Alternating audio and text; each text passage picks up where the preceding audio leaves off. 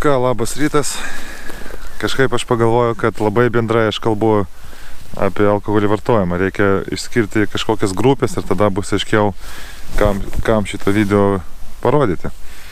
Tai va, tai dabar galvoju pakalbėti apie mokyklinį alkoholizmą, arba mokyklinį, nuo ko prasideda viskas. Dabar tas amžius, kai pradeda vartoti alkoholį, truputį pajaunėjo, tai kažkur jau girdėjau, kad 5-6 klasė jau vaikai ragauja alkoholį sąmoningai, ne tai, kad tėvai duoda, o patys perka kažkur ten per suaugusius ir ragauja.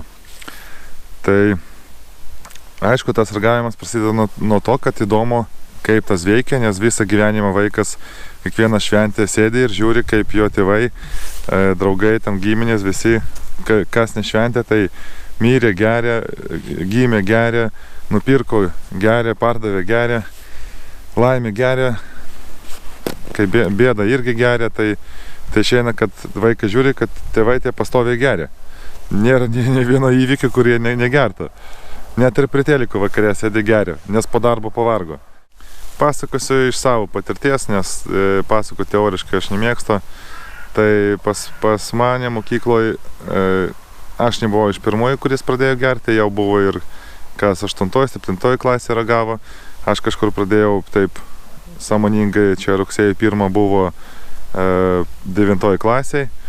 Tada čia buvo tai labai įdomu, čia buvo toks įvykis, gyvenimo įvykis, nes čia mes išgeriam butelį alaus ten ant 2, atsimenu, ar kaip ten buvo. Tada taip truputį apsveigiam, ne truputį normaliai taip, nes mums čia daug tada buvo.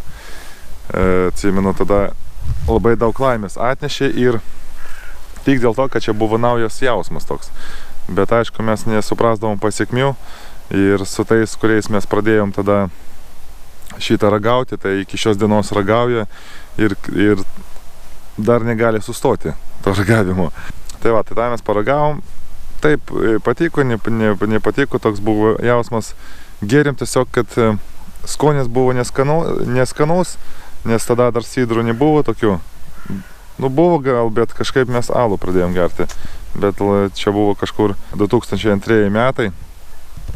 Tai va, tai ką, tada paragavom, neskanu, bet ta visa mūsų aplinka rodė, kad čia reikia gerti. Čia neskanu, bet čia reikia priprasti. Čia vyrai geria, tik čia, tipo, jeigu tu dar mažas vaikas, tai tu negerk, bet čia jeigu tu rimtas vyras, tai tu gerk, nes tada kitiem bachūram galėsi papasakot, kad jūs ten ant 2, ant 3 išgerėt ten kažkiek ten kažko. Ir tada jūs jau galvojat, nu ne jūs, aš tada galvodavau, kad mokykloj tu kažkoks daraisi prie chebros toks, tipo jau čia toks normalus, tipo čia, oi, tai čia mes važiuojam gerti, tipo čia mes pacanai, čia dar ten strelkis kažkokias, tipo buvo. Nu, tokias ten prisižiūrėjo, tada Brigada filmas buvo ekranuose, tai čia odinis striukės, ten tipo čia strelkės, brat za bratą, kaip sako. Dabar apsiramino truputį, kiek klausiau. Aišku, ir tada ten buvo tik daugiau kalbos, negu ten brat za bratą. Laikui bėgant ta dozė didėjo, po to prasidėjo gimtadieniai su alkoholiu. Net tėvai leisdavo vartoti alkoholį, išvis ir mano klasiokų tėvai leisdavo. Naujieji metai su alkoholiu buvo. Po to prasidėjo ten tie visi tokie vaikiški tūsai, ten tipo, oi, mes čia geriam, tu gersi ten šampaną ar vodkę, o aš čia vyną gersiu ten, haha, hihi ten, o žiūrėk, tas apsivėmė, tas apsimyžo, tas guli girtas, taip, ten bėgioja girtas ir taip toliau.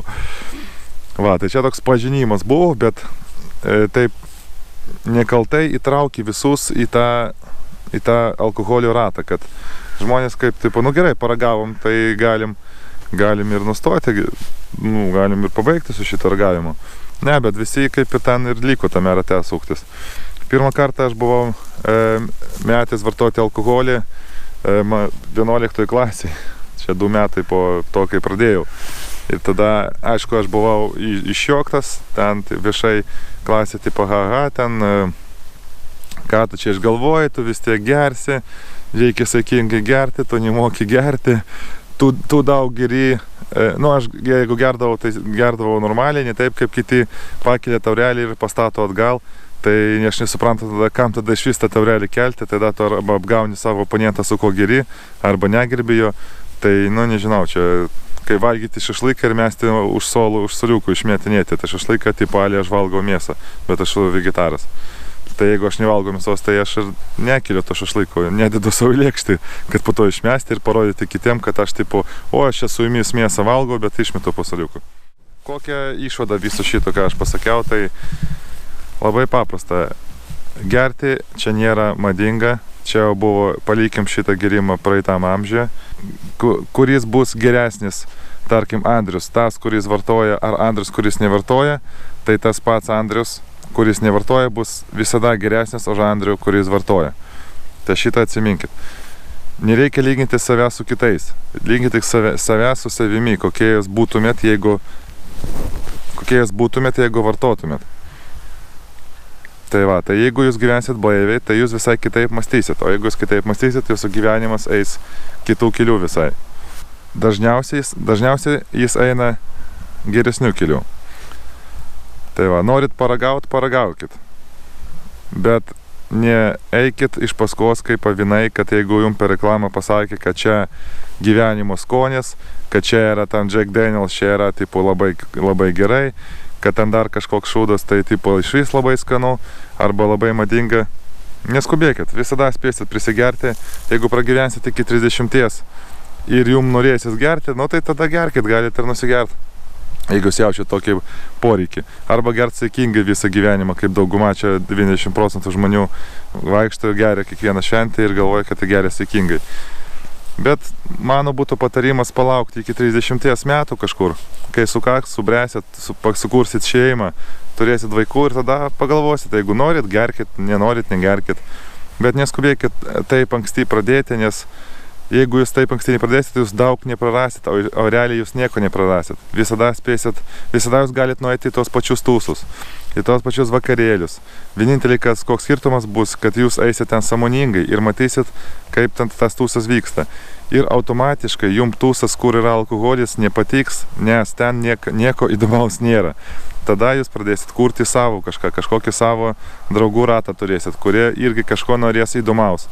Klausysit kažkokią muziką įdomią, darysit kažkokius žaidimus, kažkokius ten pobūvius tokius, kad jums bus neįdomu tiesiog susirinkti ir prisigerti, kaip dauguma dabar daro. Jums kažką norės, vieną kartą važiuosit su kvadrociklas, kitą kartą važiuosit kur nors dar paslidinėti, ten jeigu žiemą, vasarą pasimaudyti, o visai kitas poilsis bus tada. Tai va, tai čia toks ir buvo mesažas, kad ne tai, kad sakau, nevartokit, vartokit, jeigu norit, bet duokit sulauktum 30 metų, kai bus, tada jau norėsit, paragausit, jeigu norit dabar paragaukit, bet nebėkit paskui madą, čia nėra madinga, čia nėra gerai ir jums naudos iš to tikrai nebus. O jeigu norit gauti pripažinimą iš klasiokų, neskubėkite šių pripažinimų gauti, nes baigę mokyklą, klasiokų nuomonė bus 101 vietoj. Tai ką jie galvoja dabar, kai jūs 9-okas ir jūs negerėt, čia yra visiškai dzin. Tegul jie galvoja, ką nori, nes nuo to, ką jie galvoja, keičiasi tik jų pasaulis. Jūsų pasaulis šitą neliečia. Tai va, tai nekreipkite visus dėmesį, eikit savo keliu, kad jeigu jūs nevartosit, tai reiškia, kad jau iš karto milijonierius kažkokiais būsit. Ne, jūs būsit žmonės sąmoningi. Jūs suprasit, kaip veikia gyvenimas, kaip veikia visų mąstymas, kaip veikia visas pasaulis. O po to jau galėsite daryti savo išvadas. O jeigu bus atvirkštinis variantas, tai jūs tiesiog gersit nuo penktadienio iki penktadienio ir galvosite, kad gyvenimas yra nesąžiningas su jumis, kad visi jūs apgaudinėja, aš čia toks vienas sąžiningas D'Artagnanas, o visi, kaip sakoma, ten toks misteris Freemanas sako: Я умный, вокруг козлы. Я честный, вокруг жулье. Я гений, вокруг быдло. Я D'Artagnan, все пидорасы.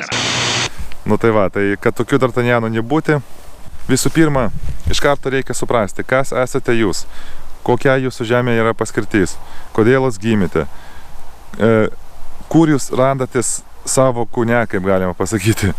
Nes, atraskit save, kur jūs esat, kur yra tas paskutinis taškas, kur yra tas Andrius, tarkim. Nes, žiūrėkit, galvoj, ten širdį, dar kar nors, ieškokit save.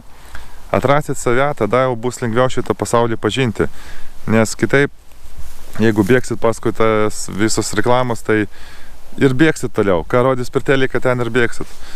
Sakys, eit kariaut, eisit žudyti tos pačius žmonės, tokius pačius kaip ir jūs. Tai būsit tiesiog, realiai kaip avinai. Auga, kol yra reikalingi, po to nereikalingi, ant mėsos nueina, arba ten dar kažkokiu ten išteklių, kad būtų. Tai nebūkite avinais tiesiog, būkite asmenybėm. Nes visi mes esam skirtingi, kaip aš jau kartojau, ir unikalūs. Tai suraskit save, suraskit savo unikalumą ir šitą pasaulį padarykit geresnį. O nekartokit paskui teliką. Ką, visiems sėkmės. Dabar 10 ryto. Man, aišku, mokyklą nereikia, nes aš jau atsidėjau 12 metų. Čia maždaug už nužudimą 8 duoda, ten 12. Tai va, gerai pabaikit mokyklą.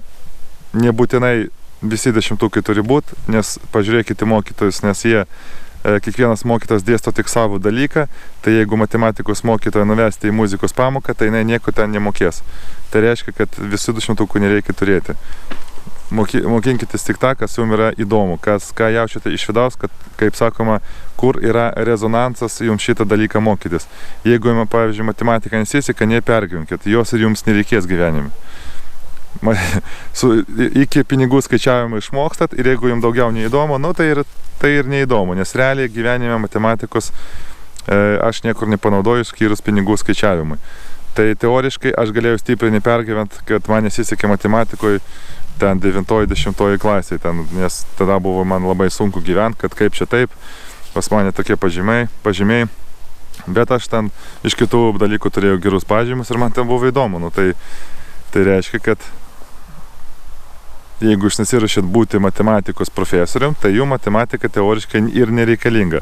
Jo bendram išsilavinimui reikia žinoti, kas yra sinus ir tangensas, bet realiai čia dabar gyvenant, kai man dabar 30 metų, man yra vienodai, kas yra sinusas, kosinusas, tangensas ir kotangensas, kaip aš atsimenu. Tai va, tai dėl šito stipriai neužsiparinkit. Svarbiausia, atraskit save, kas esat jūs, savo paskirtį žemė ir suraskit save, o visa kita ateis savaime. Ten stipriai mokytojų ten neklausykit, nes jie galvoja, kad čia jeigu popieriuką gausit, tai čia tipo kažką pasieksit. Jo, kažkas kažką pasieks su popieriuku, bet dauguma pasieks ir be popieriuko. Atras save ir gyvens savo gyvenimą. Tai va, darykit viską su meilė ir viskas, kas neša meilė, darykit visiems. Ir linkėjimai mokytojams.